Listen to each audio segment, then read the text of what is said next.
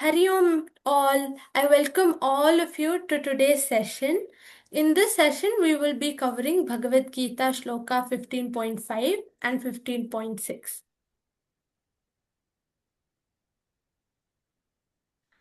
Disha, could you please chant and Grihit can repeat?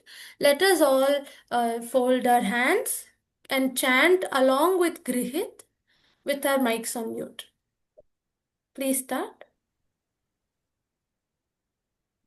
nirmāna-mohā jita-saṅga-doṣhā nirmāna-mohā jita-saṅga-doṣhā adhyātma-nityā vinivṛitta-kāmāḥ adhyātma-nityā vinivṛitta-kāmāḥ dvandvair vimuktāḥ sukha-duḥkha-sanjñair dvandvair vimuktāḥ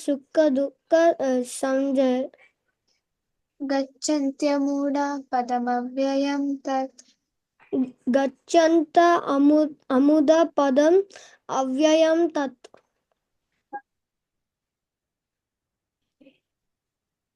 Anya, could you please read the meaning? Yes, Manyaka. Those who are free from vanity and delusion, who have overcome the evil of attachment, who dwell constantly on the self and on God, those who are free from the desire to enjoy the senses and are beyond the dualities of pleasure and pain, such liberated personalities attain my eternal abode. Very nice. Now let's look at Shloka 15.6. Let's chant with Sohan after Diya. Natad bhasayate surya Nathadya bhastaye surya Bhasayate Suryo. bhasayate suryo na shashanko na pavakaha na shashanka na pavakaha Na Shashanko na shashanko na pavakaha yadgatva na nivartante yad gatva na nivartante tadhama paramam mama tadhama paramama mama Paramam Mama. paramama mama paramam mama. Very nice. Thank you all. Now let us look at the meaning. Could Jia please read it out for us? Neither the sun nor the moon nor fire can illume the supreme abode of mind. Having gone there, one does not return to this material world again. Thank you. Now let's understand what Krishna is telling us in these two shlokas. First, he tells us that one who becomes free from false prestige, illusion, material desires, the false ego, false associations, and the confusions of duality reaches Krishna's eternal abode. This is the first thing that he's telling us. The second thing that he tells us is that this divine place cannot be lit by the sun, the moon, or even fire.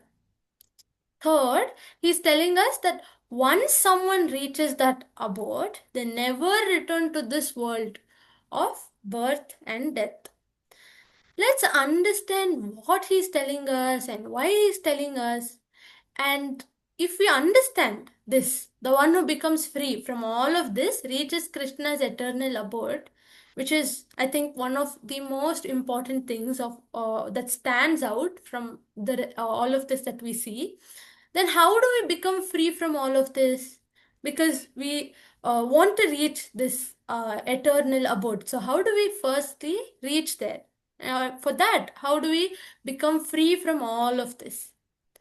How do we get rid of all of these things? When you look at this, there's so many different things that we're talking about. False prestige, illusion, material lust, false I, false associations, dualities. So how do you get rid of all of this? It sounds like a very difficult task. So there's so many things that I need to get rid of. So how do I do all of that? But what if I tell you in the next 5 minutes, you will tell me how we can get rid of this? For that, I have another question to ask you. In fact, it's a riddle. So here you see a glass full of dirty water, right? Now, how do you make this water clean? There is one condition: you can't touch or move this glass. So without touching or moving this glass, you need to uh, make the water clean. Yes, Raghavi. You just leave the glass undisturbed so that the sediments just settle down at the bottom. That's a really nice way to think about it. But if you look at this picture, you'll see that there are no sediments that have settled down. So think of something else a little bit more. Just think of it out of box. Yes, Sohan. What I say is the glass to the right side is pure and empty without any dirt. But the glass to the left side has sand which cannot be dissolved like salt. So that all the things in the water settle down, but the sand settle down first before the water does in the dirty glass. But here in the normal glass, the molecules which are there, they settle down. Yes, Sohan, but how do you purify this water, this muddy water glass? How do you make it pure like the one on the right side? Instead, you throw this water and fill. You can't touch or move the glass. Remember, so to throw it, you need to touch or lift it up. So you can't touch or move it. So So think. what I say,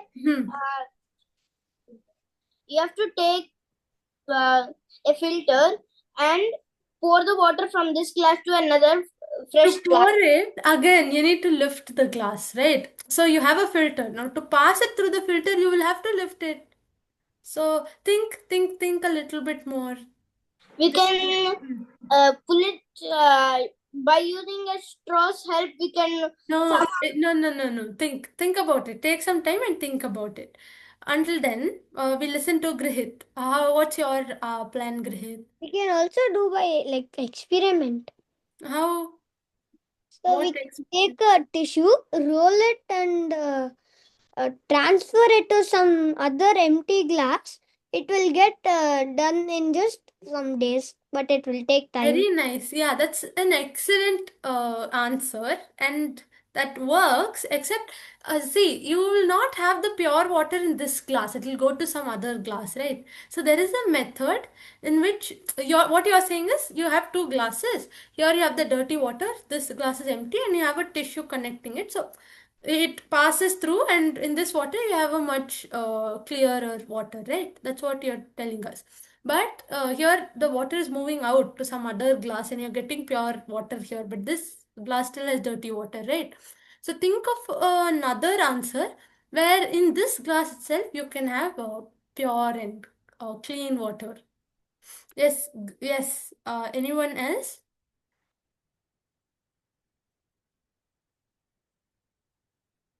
Okay, so let me share the answer with all of you.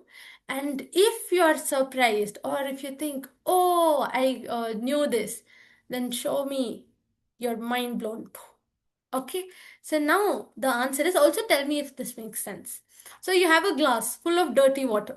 Now I take another glass full of clean water and I keep pouring the pure clean water into this glass of dirty water. I keep on pouring uh, water into that glass. So what happens? Can someone explain what happens if I keep pouring in cleaner water? Yes, Vivan. Ma'am, Hmm. the water gets overflown and it flows out. Some of the dirt flows out of it, and some sinks down. So you keep adding water more and more. So what happens? Does it become what is there a change in the water? What happens? The bottom will be dirty, but the up will be clean water. This very nice. So that is what happens initially. So what happens? Does someone else want to add to what Vivan said? Grihit? If you keep pouring continuously, the Hmm. dirt will keep coming up and up, but a little dirt will be there inside still. Though everything is gone, but a little will be there. Mm-hmm. Okay, very nice. So a little will be there, but if you keep pouring fresh water, if you keep pouring pure water, eventually all the dirt will come out, like Vivan explained, it will flow out, and you will be left with clean water. In fact, I urge all of you to try this out yourselves, and you can see how it works. So you have a glass of dirty water, and you keep pouring in nice water, you keep pouring in pure water, and eventually you will see that it will become like this glass on our right, pure and clear. So this was the answer to this puzzle. Now, does someone, would someone like to you answer this question? How do we get rid of all of these unwanted things like false prestige, illusion, material lust, and false I, and false association, and dualities? Can someone try and explain how, what is your answer? What do you think? How would you answer this question if you link it to the previous puzzle? Raghavi, Swanandi, Shreyas, Rohan.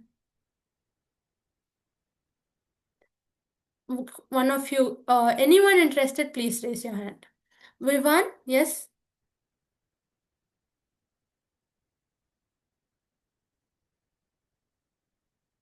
So think of the previous activity we just did. Yes, Vivan. Ma'am, it was by mistakenly raised.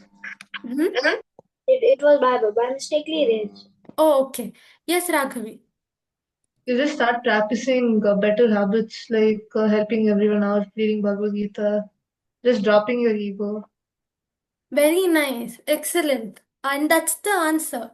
Just like how to purify the glass on left. You don't really, we didn't really focus or concentrate on the dirt particles in the glass, on something that we need to remove. We simply kept adding good water, and the bad or the dirty water just kept flowing out. And eventually, though we didn't do anything particularly to the dirty water, we eventually were left with just clean and pure water. Similarly, though there's so many things mentioned here, like false prestige, illusion, associations, and dualities, there's so many things. Some of it we understand, and some of them we probably don't fully understand, but or recognize that we have them, but you don't really have to do anything about them particularly. Oh, first I need to get rid of the false prestige, then the illusion. So you simply, like Raghavi said, keep cultivating good or better habits, or focus on the things that you probably want to have, and then you'll eventually get rid of these. So what do we then have? What do we cultivate? What should we focus on then, if not these? You focus on having a Sadguru in your life, someone who can guide you someone who can guide you, tell you what you can do and what is best avoided. So someone who explains to you, like Krishna did to Arjuna. Seva. So, in one of the previous shlokas, we looked at how through seva you can purify yourself. You can understand your true identity just through seva. Because through seva, you realize how though you started off with very good intentions that you are going to help someone else, through seva, eventually you will realize that there were not two people, but there was only one. There was only one divinity that was there in both of you. In fact, there are no two people, just one, and you are helping yourself when you do something to someone and when you help someone. So you're helping Krishna, you're serving Krishna when you serve others. So through seva as well, you can realize your true self through satsang. So through like-minded, when you are in the presence of like-minded people, also it will cater for you to understand your own self better. And of course, through Shravana, Manana, and Nidhityasa, you've heard of this before in our class, how by listening, firstly, by listening to the truth, by trying to understand what the truth is, first through classes or through the Gita shlokas or a book that you read. So first you listen, you first try and make sense of what it is. Then through manana, you continuously try thinking about it, try understanding. Also maybe question if you have a doubt. And get into it a little more in detail and try realizing it yourself. So what do I mean by realizing? Through experiments, because some of the truths can't fully be accepted just because someone else told you this is how it is. You need to experience it, you need to find out for yourself if that is how it is. Then finally, nididhyasa, you apply it in your life. You start living in that truth. You establish yourself in that truth. Like we also say, so truth, realize, and use. So there's a truth. You need to first realize it, and then you need to start using it. It'll not really help you if you just know it or realize it. You also need to be established in that truth. So just by focusing on these things like Sadguru Seva Satsanga and Shravana Manana and Nidhityasa, you will be able to eventually, without even focusing on all of the previous traits that we discussed, you will be eventually be able to get rid of all of them. Now Krishna says in the second point, we saw how he tells you that once you get rid of all of this, you get to go to the eternal abode of Krishna. So can someone tell me, maybe you can guess, where is this eternal abode of Krishna? And what do you think it is? How would you feel there if one were to be in this eternal abode? How would he feel? And where is this? Yes, Sanya. So wait. So it's I think the abode of Krishna is in Vrindavan. Okay. Vrindavan, where Krishna used to live, but a little far from that. Okay. And if one had went into that abode, he would have he would have enjoyed a lot there because Okay. Very nice. So can you give me a few words to describe how the person would feel? For example, he would feel. Yeah, go ahead. he would feel happy, he would feel relieved, and if he's a devotee of Krishna, he would say, oh, finally I've reached Krishna and finally. Very nice. Excellent. Very nice, Anya. Yes, Vivan. Ma'am, he would feel happy. He would, if he was a Krishna, if he was a like, If yeah. he, So if he would feel very very happy. He would thank God. Then he would come out while doing seva. very nice. So also, where do you think this eternal abode of Krishna is?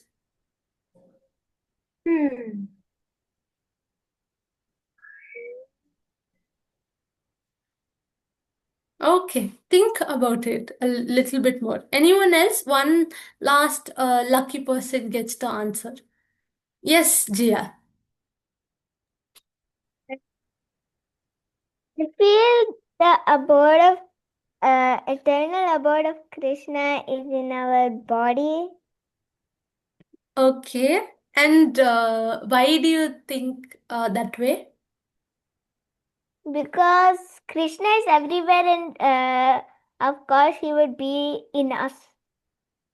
Very nice. And if you were to realize it, or if you were to be in that eternal abode of Krishna, how would you feel? How do you think you would feel? I would feel very happy. Very happy. Very nice. Thank you very much, Jia and Vivan and Anya. So, as you all rightly pointed, we all are very sure of one thing, that we all agree on one thing. And Anya, I wanted to add something which Jia said. yes, sure. Sir. According to the past previous slokas, Hmm. at Narasimha, the same happened. Uh, uh, Krishna was in the pillar. he's everywhere, Shiva is everywhere. The child said like that every time, and his father was shocked to see him like that. Yes, very nice. Yes, Sohan. Same answer which Jia told, but in a different Yeah, very matter. nice. Yes, very nice, Sohan. Thank you very much. So, like I was telling you, so if there's one thing we all agree on, then that is that if we were to be in that eternal abode of Krishna, then we would be very happy, very relieved, very peaceful, very grateful, right? All of this, I'm sure all of us agree. But one thing we are not very sure of or have different answers is, where do we find this eternal abode of Krishna? So let's now focus on this thing. So the first part where we all agree, and let's see if we can, which is that place where we find all of this, and then maybe we can find out where this eternal abode of Krishna is. So we said we feel peaceful, we feel happy, we feel relieved. But now want to ask you, aren't these emotions something that you feel in your day-to-day basis? Like, I'm sure, think of today, you got up, so many things happened, and now you're in the Gita class. Think of those moments where you felt relieved, where you felt very peaceful, where you felt happy. You can also think of those moments where you felt very satisfied, maybe. So think of all of that. Now tell me that aren't all of, if all of those qualities are here, then Ma'am, is there a Ma'am, I'm possibility? very stressed right now because I just lost my cycle key, but I have a spare one. But my mom won't give me a spare one until I find a new key. And you can imagine where on earth did I lost the key? In the basement where so many cars are there. Okay, and when you found the key, how did you feel? I didn't find the key. Now Oh, only you it didn't. Okay, so you said you have a spare key. So when you got the spare key, how did you feel? That, oh, you had the spare key. I was like, thank goodness I have the spare key. If I did not have a spare key, then I would have never rode my cycle forever. But then, one Yes, problem. very nice. I'll come back to you, but I'll come back to you very soon. So I want all of you to think about this. So Anya was very stressed and very scared because she lost her cycle keys. But the moment she found her keys, she was very relieved and Mom, I did not find my key. the moment she found out that she had spare keys, she was very happy and very relieved. So now I think about this. So we feel both relieved, happy, peaceful. We feel the joy, all of it here in the same earth, and we feel sad, we feel stressed here as well. So, Krishna's eternal abode that's being talked about in this shloka is in us, and we are all here in this eternal abode of Krishna. So, once you realize that you are here in this eternal abode of Krishna, once you realize your own true self. Because think about it, everything that gives you feelings other than feelings like peace or happiness, so something that stresses you out, is all because of your own because of you identifying with your body, mind and intellect. So because you identify yourself with this body, and you identify your nature with these material things, you think you're not complete, and you think you need a cycle, you need to ride that cycle to be happy. You think you need them to complete you or to feel complete. If that is gone, you for a moment you feel really stressed. You feel like, oh, something has been snatched away from me, the key has been now separated from me, so now I feel incomplete. So the moment you so whenever you attach yourself with the body, you think you are the body, you identify your body as the true me, then you experience all of this. But the moment you realize that you are not this body, you are not this mind, you're in fact the light of the self, that energy, that Krishna, that divinity. The moment you realize that, then you become free from all of this. And your natural state is to be happy, peaceful, and to feel complete. So this eternal abode is not anywhere else, not up, not in Vrindavan, nowhere actually. It's all here, it's everywhere, and it's also here in you, and you're already there. But you only have to realize that you're here. Now, let's play a very fun game. So, to play this game well, there are just two rules. So, you will all close your eyes as we play this game. So, I'll ask you some questions. If the answer is a yes, then you nod your head this way, up and down. And if you're not sure or if you don't know, then you just show a no. Okay? So now I want all of you to close your eyes.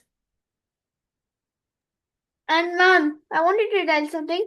Guys, remember you shouldn't cheat by using trying to open your eyes like this, and then when you close it, you like Yes, this. yes, you will miss out the Are you fun if you guys going to open. do like You'll that? miss out the fun if you open your eyes. gonna cheat? Okay, let's all now close our eyes. Take a deep breath in. Now, imagine you're all in a dark room, a pitch dark room. There are no lights.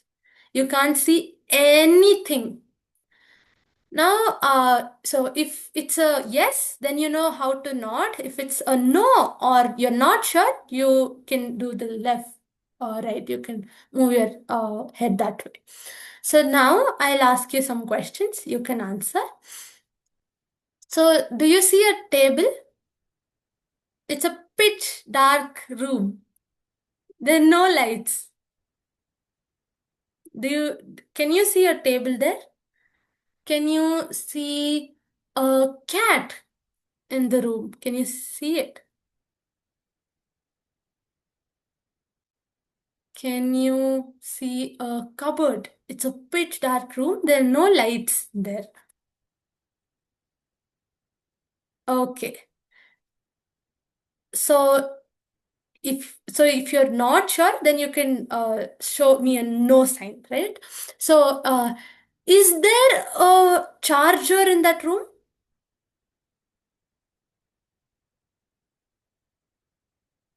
Is there a pencil in that room? Okay, here's the last question. Are you in the room?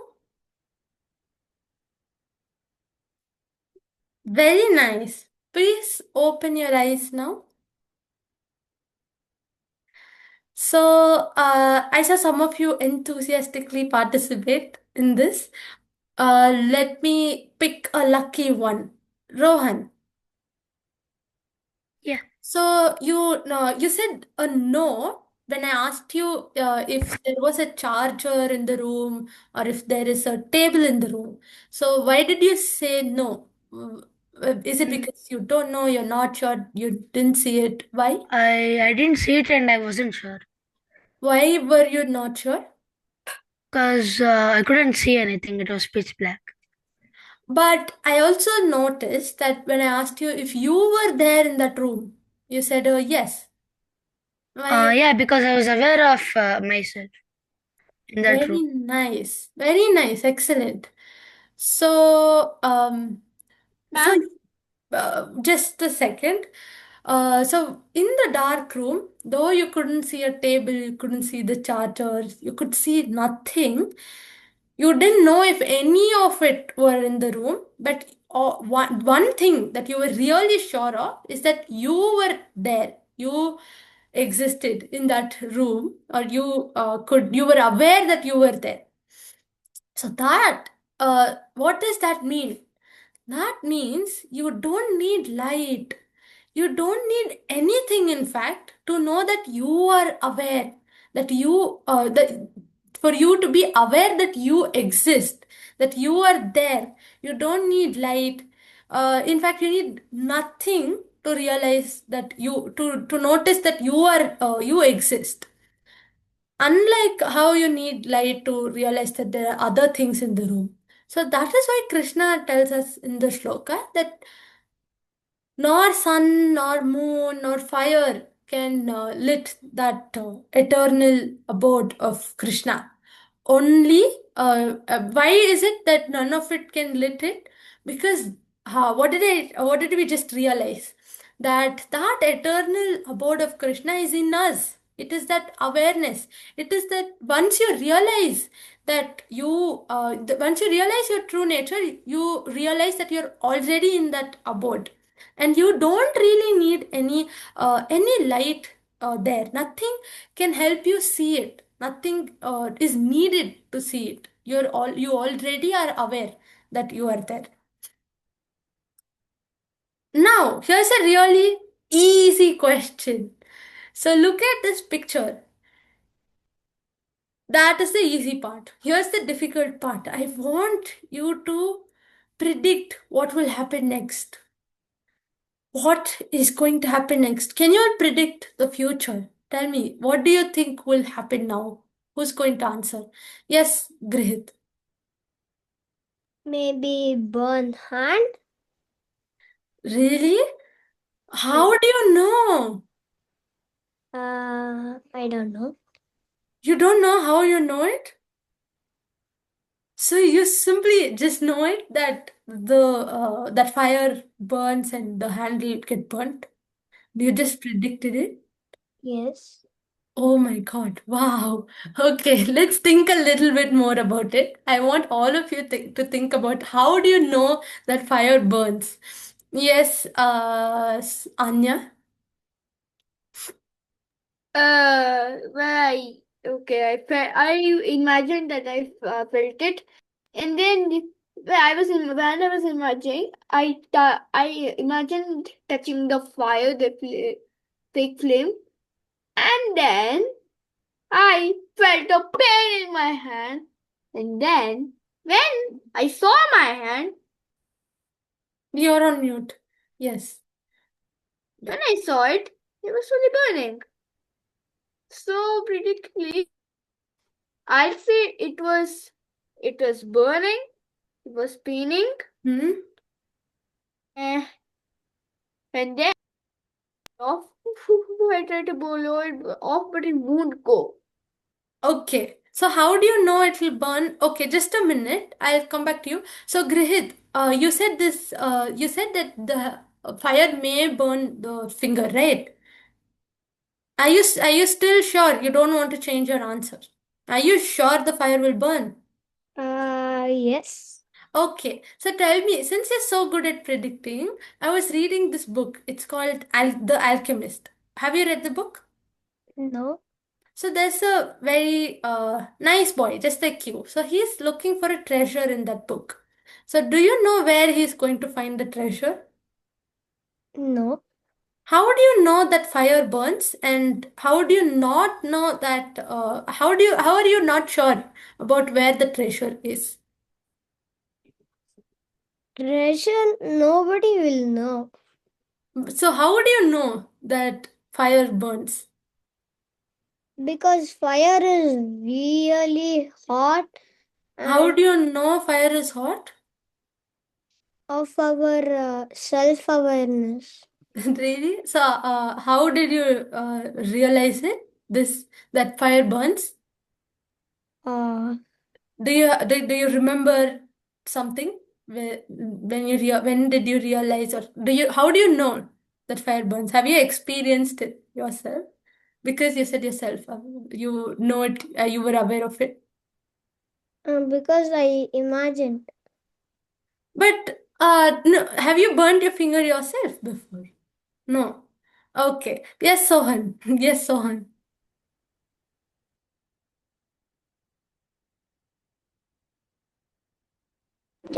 Yeah. So we understand that our hand is burning because of our five senses which are in our body, which are the Very nice. But how do you know that have you? Okay, wait a minute. So, yes, so yeah, I mean, so you know, okay, the five senses, you know that through the help of the five senses, the fire burns. But how do your five senses know it? So, have you already burnt your hand? I have I have uh, fe- I have kept my hand under the fire. I felt the heat burning. Okay, very, very nice. I got it. Yes, Sai Kiran. I think due to our experience, Right, very nice. Okay, so we listened to many different answers. So we listened to how Grihit knows fire burns. I think because he heard it somewhere, or because he Ma'am, knows fire is hot. Because he knows fire is hot, therefore he knows it'll burn. And also we listened to how Sohan said he's burnt his hand before, therefore he knows that fire burns. And ma'am, just a second. And we also listened to someone, again, Sai Kiran, who said because of his past experience, he burnt his hand before and he knows it burns. Yes, Anya. I wanted to add something. Yes, Yeah, please. even I had experienced it before, but not with fire, with hot Hmm. water that was as hot as the fire. Okay, I had Okay. went to a hotel called Sharavati One Adventure. second. So, I'll come back to you, and you can share this experience with us towards the end of the class. But right, so you all get the point that once you burn your hand, you know that fire burns, and it's not a prediction or the next time I show you this picture or tell you, okay, there's fire. Now, do you touch it? Then you know immediately. No, no, it burns. You know it immediately because you've experienced it already. Can you forget it? This is the next question. Can you forget it? So, who told me that they've already burnt their hand? Yes, Sohan. Can you ever forget it? Uh, you cannot forget it. I own it in my brain. I stay whenever this question. Okay. Yeah. Yeah, so you know you're never going to forget it. So once you burnt it and once you realize that the nature of fire is to burn, then you're never going to get your hands or your body close to fire. You know it burns. Similarly, when Krishna says, once you enter or once you're here in my abode, then there's no going back. That is because, like we realized already, where is this place? Where is this special place? It's in us. And how do we get there? We're already there. We simply need to realize it. So once you realize it, there's no going back. Just like how once you realize that fire burns, there's no going back. You can't really forget, or you just know it now. You just know it. Similarly, once you realized it, once you experienced it, there is no going back.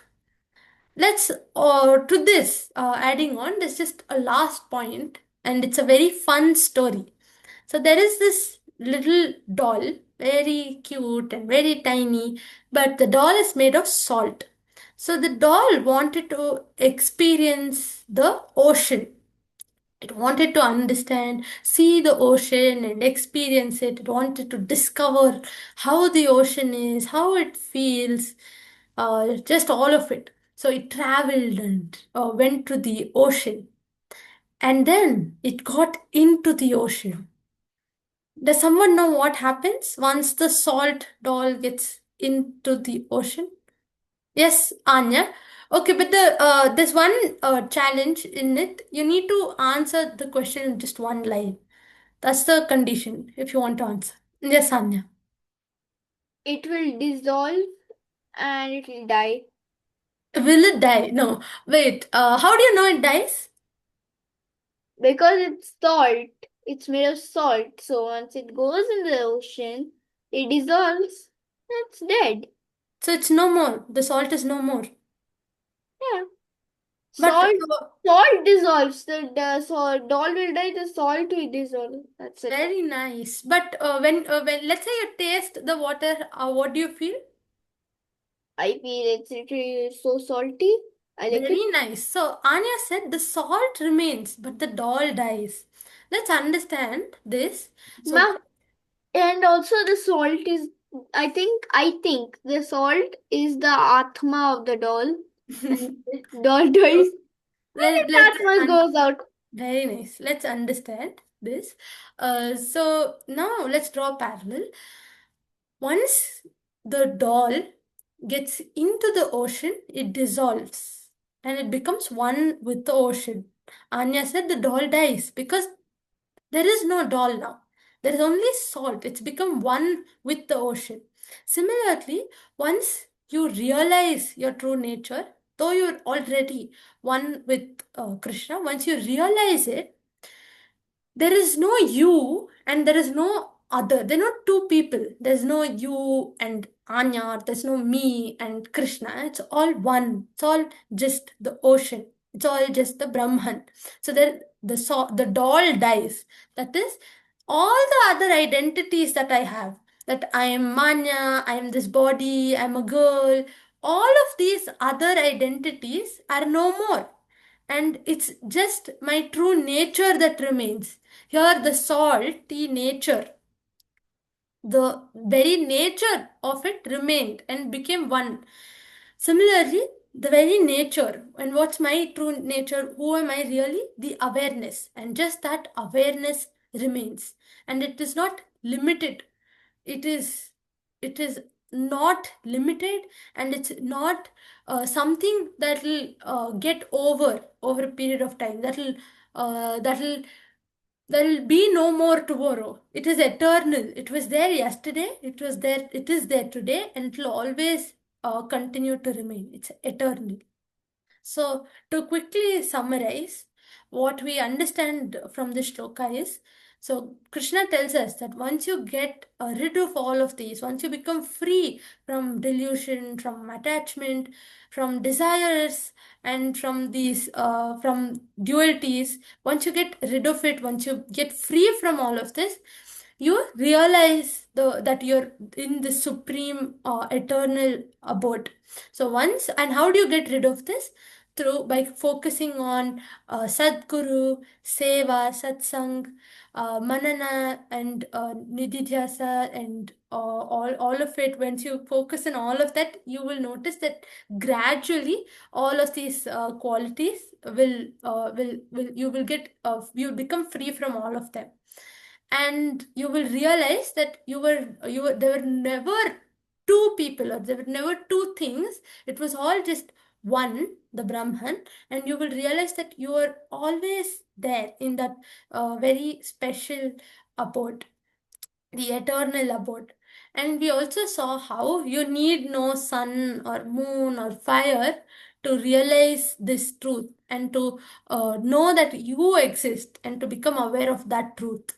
We also saw how once you realize that, there is no going back. There's no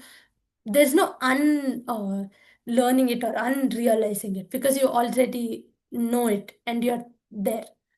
So, does anyone want now? Could you please share your understandings? Please raise your hand and you can tell us whatever you learned. Yes, Anya.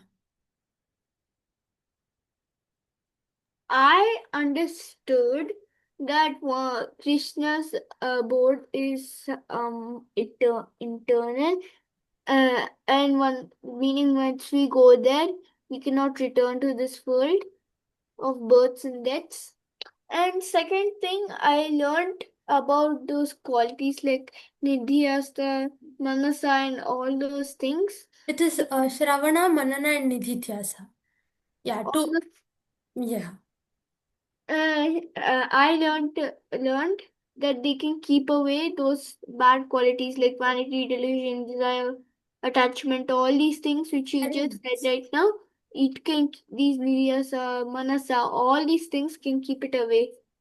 Very And nice. Excellent. Except there's one thing. So, one question. So, how is it that once I realize it, there's no coming back to this world of birth and death?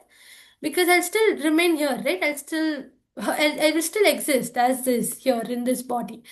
So, how is it that I will not come back to this world of birth and death? It is because now, like the salt, in the story of the salt doll, there was no doll anymore. It had become one with the ocean. Similarly, once I realized my true nature, that I am not this body, we also know that the death and birth is only for this body. There was one day when this body came into existence, and there will be one day when this body will be no more. So, the death and birth is only for this body and not for the true me. And because of that realization, I become free from this cycle or world of birth and death, because I was never part of this cycle. It was only the body. Very nice, Anya. Yes, Sohan. Thank you, ma'am. As what I understood is, like Anya said, birth, the cycle continuously happen, but few people get rid of it. Like in the previous days, many sages who performed many asanas and were a devotee of many gods, the gods granted their wish to sustain for a long time. If, like example, like demons, they are destroying, then they kill. So we stay the body cycles. Okay, so we have everything and the feelings in our, we have just the feelings, but the body and cycle on the body is only cycling in birth and death. Only few people get rid of it. So neither the sun or nor the moon nor fire can isolate that. Illumin. So nothing can isolate the sun, moon, fire. It's inevitable. That's what I understood. Very nice, Sohan. Except, the demons that you mentioned, maybe Hiranyakashipu, all of them, they couldn't, at least a body couldn't live forever, right? So none can escape this cycle of birth and death. The body cannot. The material nature, anything in this material world cannot escape the cycle of birth and death. But you need to realize that you are beyond this, and your true nature is not to be born, or it will not die one day. Your true nature is of the Brahman, and it will continue to remain always. It is eternal. So you are free from it already, but you need to realize it. And yes, the ones who realize it, they're few, and you can be one of them. You can realize it. Yes. Yes, great. Thank you, Manya. Thank you. Yes, great. So I understood that after you die, but then you will be back again in some other body. Yes. So that's all. So you're right, but you're right when in the sense that yes, there is no death for the true you ever. It's only the body which keeps dying, and that cycle is only for the body and not for you. Very nice, great. Swanandi, Sanvi, do you want to share your understanding? Yeah, Manya. Yes, please go ahead. Yeah, so in this, I understood that by all of us have, negative emotions and habits, which not necessarily we have to overcome to attain the eternal abode of Krishna. What instead we can do is adapting good habits, trying to create a better personality and character. In that way, we realize that everything is nothing but the eternal abode of Krishna, and there is no definite place where we can find it. It is within us, it is everything around us. And the second thing is what's written in front of my screen: nor the sun, nor the moon, nothing can illumine the supreme abode of Krishna. That's it. Very nice. Except by not really focusing on this point that, oh, I need to get rid of all of this, by simply focusing on something that I would rather want to inculcate in myself. When you focus on it and when you practice it, eventually you will get rid of all of these as well. Very nice. Yeah. Raghavi or Sai Kiran, do you want to share your understanding? Yes, Manu. Yes, please go ahead. So I basically understood that our mind might be filled with impurities such as ego and prestige, and that these can be overcome by cultivating better habits. By cultivating better habits, it just helps you realize the truth and become aware, and it also helps you reach your true potential. I also understood that you don't need anything to become aware, that that Krishna's abode is already within us, and that once we realize this, we reach that abode, and there's no going back. The Atma just escapes the cycle of life and death. Very nice. Thank you very much, Raghavi. Uh, yes, Sai Kiran. Uh, Today, what I understood is uh, uh, eternal abode of Krishna. Krishna is in us only, and I explained with the example you explained. The salt, the ocean that you explained. Uh, uh, we are all one. We are only one. We are only uh, eternal Vishnu. We are all only one only, but we have different identities and some names of us, and that's all. Very nice. Thank you very much, Sai Kiran. Yes, Rohan. I understood that when you die, nothing happens to the soul. Only the body gets destroyed, but the soul is like that. And when you realize that, you attain Krishna's eternal abode. Very nice. So you're always there, but you only have to realize it. Very nice. Is there, did we miss someone? Is there anyone else who'd like to share? Jia, Dia, Disha, Vivan. Yes, please. Dia, Disha. Okay. With that, Sanvi, would you like to share? Sure, Manya. So, so I understood that when we focus more on God and realizing who we are, other than like wanting materialistic things and always focusing on our five senses, then we get to Krishna. When we die, we get to go to Krishna's eternal abode, which is to say that we get moksha. And then Krishna also says that the place where we get to go, which is the eternal abode, is can neither be lit by the sun, the moon, or fire.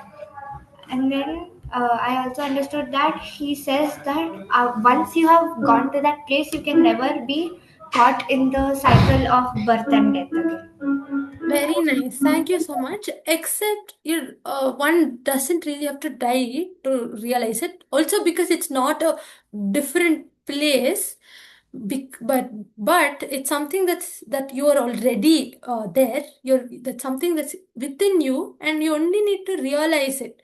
And it's not a different or a separate place where you need to go to, but you're already there. You are that place, in fact. So you only need to realize that you're not this body, and you are that you're one with Krishna, and you have no birth and death. So the moment you realize it, then you also realize that you are in this abode, because like we said, so when you think of it, what is this abode? Somewhere where you feel complete, where you feel peaceful, where you feel happy. So the moment you realize the truth of yourself, you already realize that you are complete, and therefore you are in that eternal abode. Thank you very much, everyone. With that, please chant with me with your back straight. You can close your eyes. Hare Krishna, Krishna Krishna, Hare Hare, Hare Rama, Rama Rama, Hare Hare. Thank you. Hari Om.